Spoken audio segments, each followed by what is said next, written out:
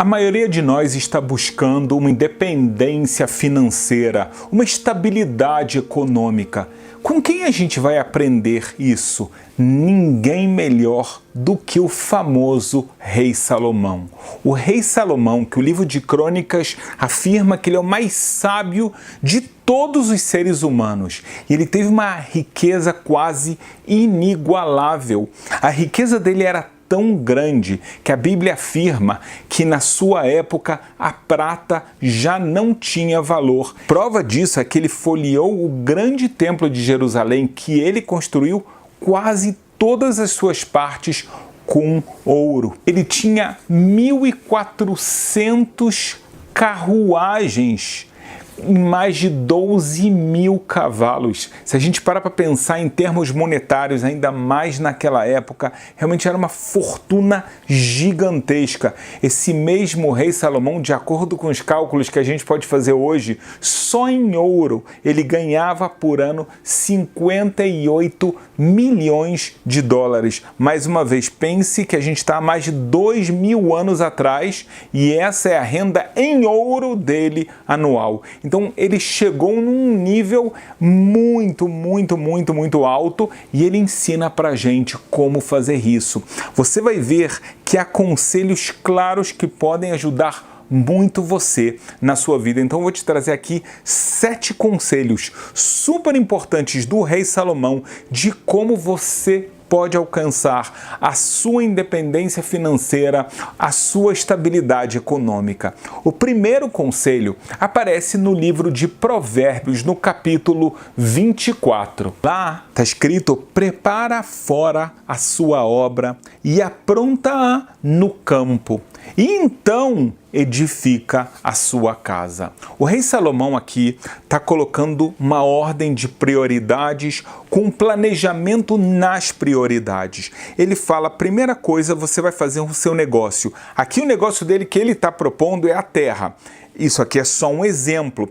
Então, primeiro, faça esse negócio, projeta ele. Agora, depois disso, vamos ver se esse projeto está funcionando. Coloque ele para fora. Vamos ver se ele realmente está trazendo aquela renda que você está esperando. Só depois de você fazer os 2 primeiros passos é que você vai poder ir para o terceiro. Na verdade, há 2 ensinamentos aqui. Por um lado, a nível pessoal. O nível do casamento, o rei Salomão, ele ensina pra gente que a pessoa antes, ela vai construir o negócio dela, ela vai ver que o negócio dela tá andando, depois disso você vai construir sua casa, somente depois disso você vai casar. Em outras palavras, o casamento é comparado com a sua casa. Então, o casamento ele vem depois que você já tem alguma estabilidade. Não significa que se você não tiver já o seu apartamento próprio, que ele vale R$1 milhão, você não pode casar, então você vai casar com 48 anos.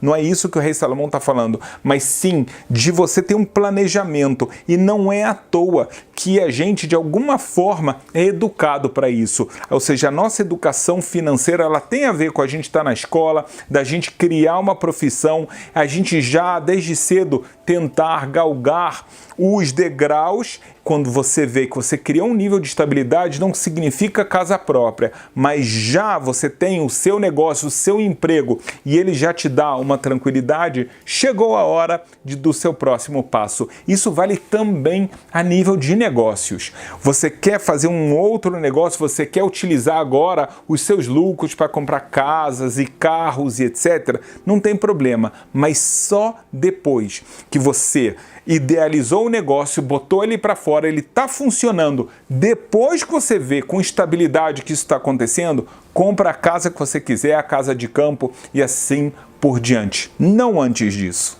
O segundo ensinamento, ele é tão importante, ele também aparece no livro de Provérbios. No capítulo 22 está escrito assim: o rico domina os pobres e o que toma emprestado é servo do que empresta.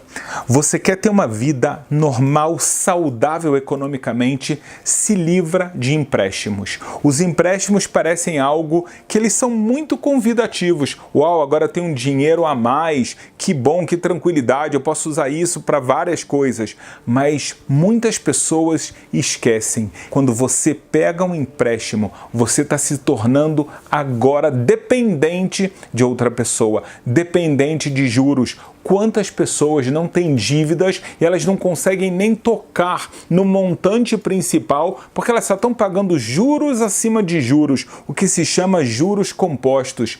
E ainda ela tem que agradar aos seus credores, eles podem pegar coisas que são vitais à sua vida. Em curtas palavras, nós vamos tentar fugir de empréstimos como a gente foge do fogo. A gente vai tentar escapar dessa aparente comodidade porque não tem nada de cômodo. Você pode ver quantas empresas te oferecem empréstimos o tempo todo, eu nem vou ver se você está no Serasa ou não. Por que eles fazem isso? Porque eles sabem que você é uma presa fácil. Aquele dinheiro, aquele montante inicial que você vai pegar vai se tornar um montante enorme e aí você vai se ver frente a uma dívida que muitas vezes vai te causar um prejuízo muito maior do que aquele falso conforto, aquela falsa impressão de que eu tenho dinheiro, eu estou capitalizado, eu faço agora o que eu quero. Diz o rei Salomão, não se torne um escravo da pessoa que está te emprestando dinheiro. Como? Evitando os empréstimos. Um dos conselhos mais importantes aparece em Eclesiastes. Lá está escrito assim, reparte com 7 e ainda até com 8, porque não sabes que mal haverá sobre a terra. Há pouco tempo atrás, um dos homens mais ricos do mundo, Warren Buffett, ele perdeu mais, o seu fundo de investimento perdeu mais de 4 bilhões de dólares em 2 investimentos que não funcionaram. Você quer saber qual a surpresa que aconteceu? Ele não caiu na lista das pessoas mais ricas do mundo todo. Todos perguntam como pode ser. E ele mesmo deu a resposta. Vocês acham que eu só estou investido nesses 2 investimentos? Eu tenho um leque, eu tenho um portfólio de investimentos muito grande. Eu perdi aqui, mas eu ganhei ali. Como já aconteceu o contrário, essas 2 empresas já me deram muito dinheiro e outras me fizeram perder. Às vezes uma pessoa pensa, eu encontrei a galinha dos ovos de ouro, eu vou botar todo o meu dinheiro nessa galinha.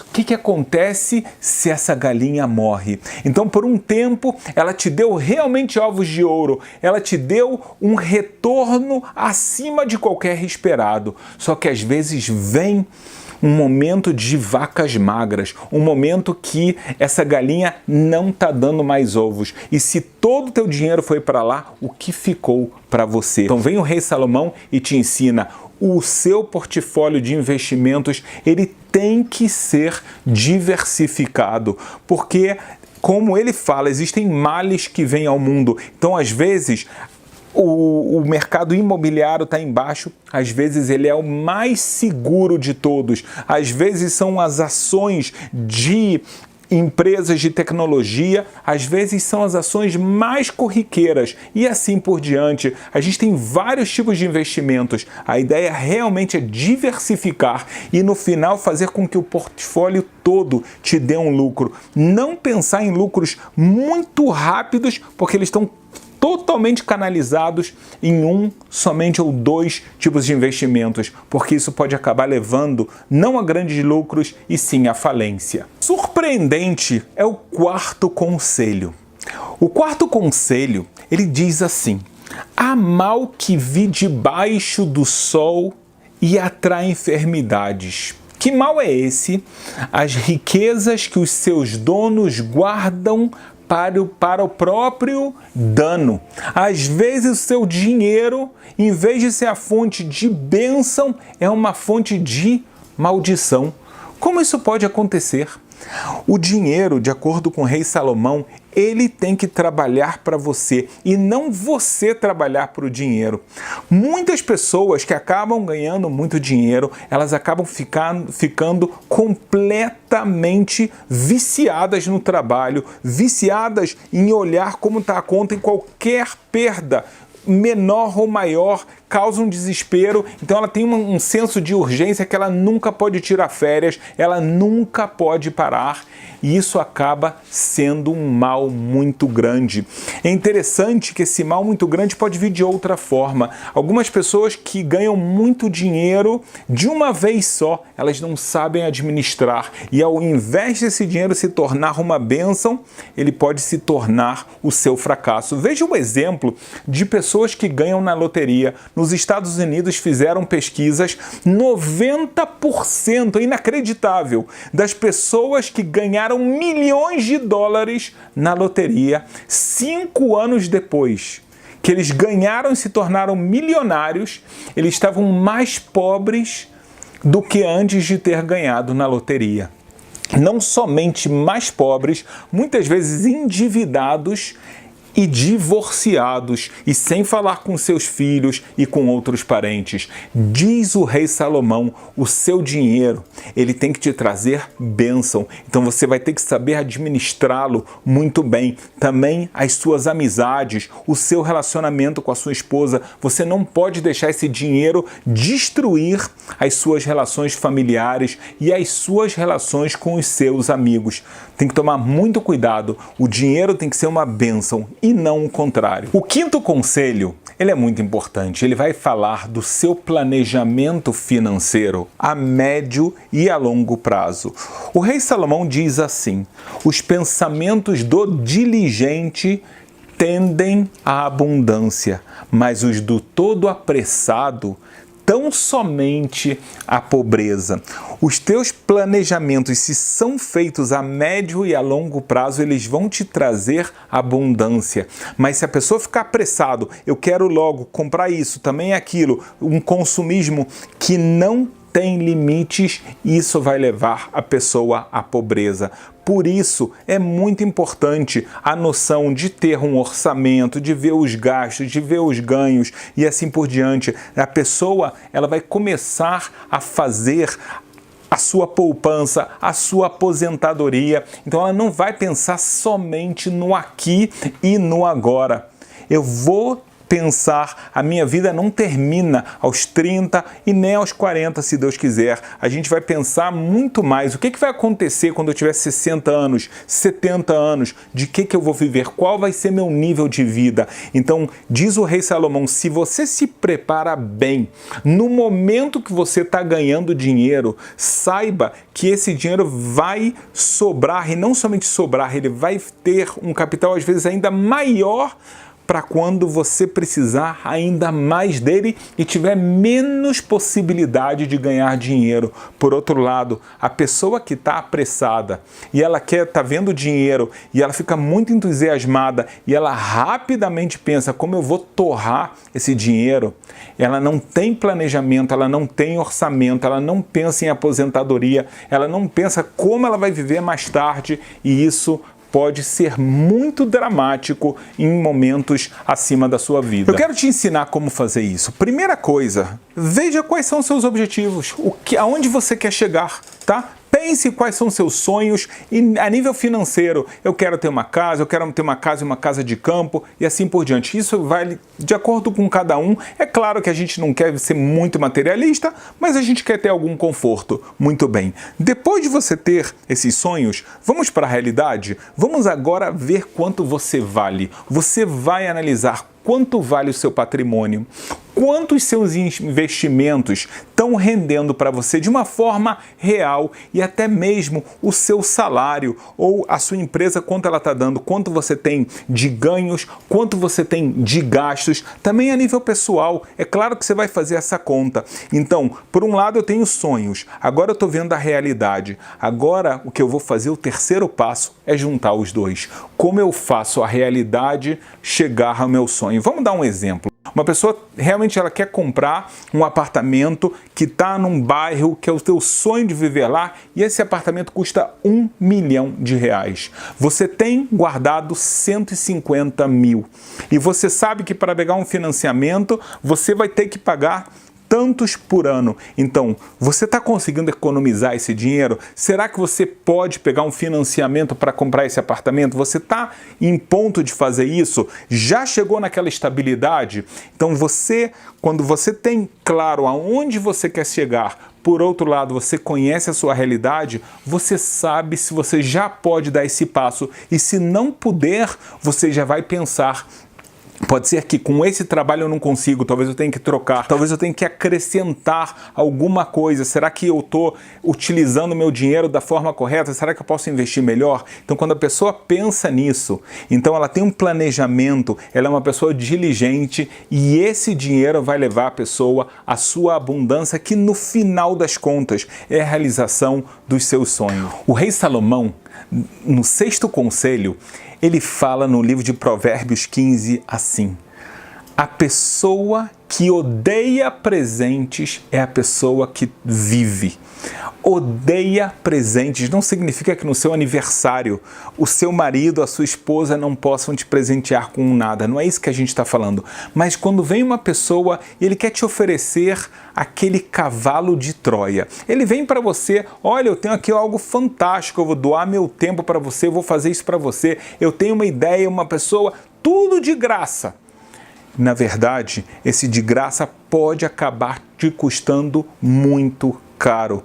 As pessoas têm interesse, ainda mais quando elas veem que você está prosperando. Então não é para ficar por um lado desconfiado, mas saiba, não dependa de favores, não dependa de ninguém. Utilize o seu esforço, a sua capacidade e mais ainda, se você é dono de uma empresa, você tem funcionários, você precisa de funcionários e não de pessoas que te prestam favores e favores, porque os favores muitas vezes não são bem feitos, não tem toda a dedicação, não tem todo o comprometimento. Diz o rei Salomão: quem odeia presentes é a pessoa que vive. No mundo financeiro é a pessoa que vai sobreviver e é a pessoa que vai prosperar. Então não dependa de outros, não fique esperando favores. Depois que essa pessoa fizer por mim, aí o meu negócio vai dar certo. Depois que for aprovada